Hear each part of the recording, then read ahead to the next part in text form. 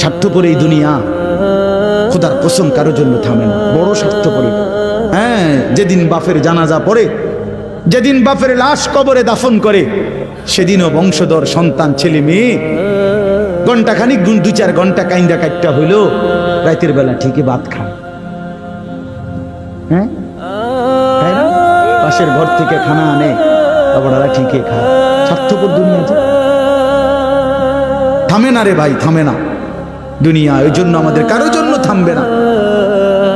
তুমি আমি মরে গেলে শেষ। আবারও বলছি এই কথা, আমি মরে গেলে এরপরে পৃথিবী যত আধুনিকে হোক না কেন, আমার কি কথা বুঝছিনি? আমি মরার পরে যদি সবার ঘর স্বর্ণের বাড়ি হয়ে যায় তো আমার লাভ হইল কি? আমার মৃত্যুর পরে যদি সব মানুষ আধুনিক হইয়া সাঁদের দেশেও জায়গা, আমার ফায়দা কি? আমি তো না, আমি তো মরে গেলাম। যে কবরে চলে গেল সে কি আর ফিরে আসবে? আল্লাহ আমাদেরকে বুঝ দান করেন।